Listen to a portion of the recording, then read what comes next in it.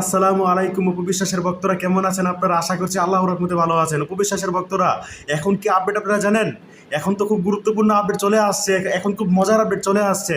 শাকিব খান উপবিশ্বাসের বন্ধন দেখে, শাকিব খান উপবিশ্বাসের অমর প্রেম দেখে, শাকিব খান উপবিশ্বাসের জনম জনমের বন্ধন দেখে বুবলি তৃতীয় বিয়ের সিদ্ধান্ত নিয়েছে।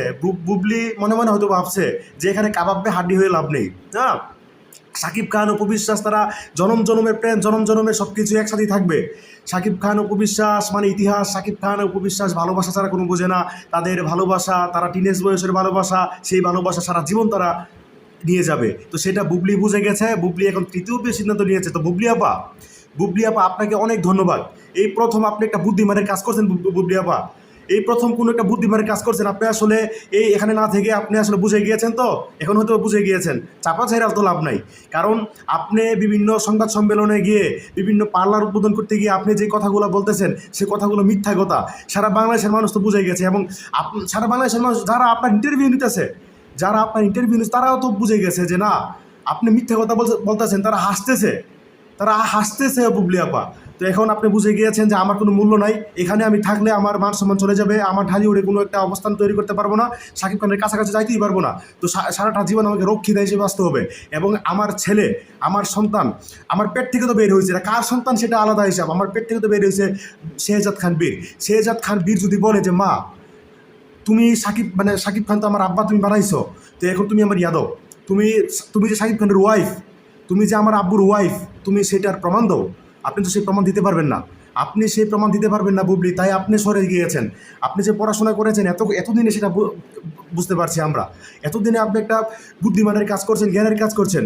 তো আপনি মানে আমি বুঝছি যে আপনি বীর বীর যেই প্রশ্ন আপনাকে করবে বড় হয়ে, আমাদের মতো বয়স যখন বীরের হবে তখন আপনাকে তো প্রশ্ন করবে। হ্যাঁ, বীর তো এখন কোনো বুঝে না, কিন্তু সামনে তো সব বুঝবে। একটা সময় আসবে বীর সব বুঝবে। তো বীর যখন আপনাকে প্রশ্ন করবে, আপনি মনে মনে তখন ভাববেন যে আল্লাহ মাটিটা ফাঁক করে দাও, আমি ঢুকে যাব। আল্লাহ তুমি মাটিটা ফাঁক করে দাও, আমি ঢুকে যাব। সেই মান সম্মানের ভয়ে তো আপনি সেটা করছেন। এবং আপনি তো সাকিবের আগেও সংসার ছিল, সেটা নিয়েও ভিডিও আসবে।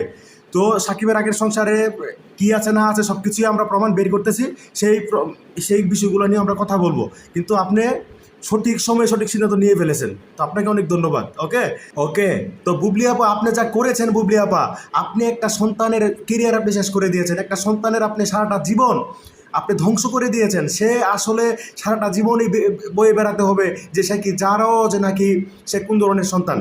বীর কি শাকিব খানের সন্তান নাকি, সেটা কিন্তু প্রশ্নবিদ্ধ থেকে যাবে, সারাটা জীবনে থেকে যাবে। ওকে।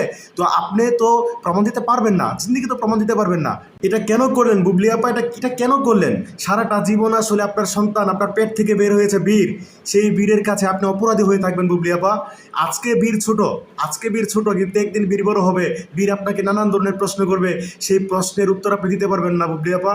আপনি বীরের চোখে সারাটা জীবন আপনি অপরাধী হয়ে গেলেন বুবলি আপা। আপনার কৃতজ্ঞ কর্মের কারণে যা হবে বুবলি আপা, আপনি আল্লাহর কাছে মাপ চান বুবলি আপা। আপনি যা শুরু করেছিলেন বাংলাদেশে এগুলো শেষ করে ফেলেন এবং আল্লাহর কাছে মাপ চান যে আল্লাহ, আমি ভুল করেছি। তো মানবিক মানুষ, আপনাদের এই আপডেটটা পেয়ে আপনারা কি খুশি হয়েছেন নাকি কি হয়েছেন আপনারা কমেন্টের মাধ্যমে জানিয়ে দিন। এবং এতক্ষণ পর্যন্ত আমার ভিডিওটা ক্যারি করে নিয়ে যাওয়ার জন্য আপনাদেরকে ধন্যবাদ। আসসালামু আলাইকুম।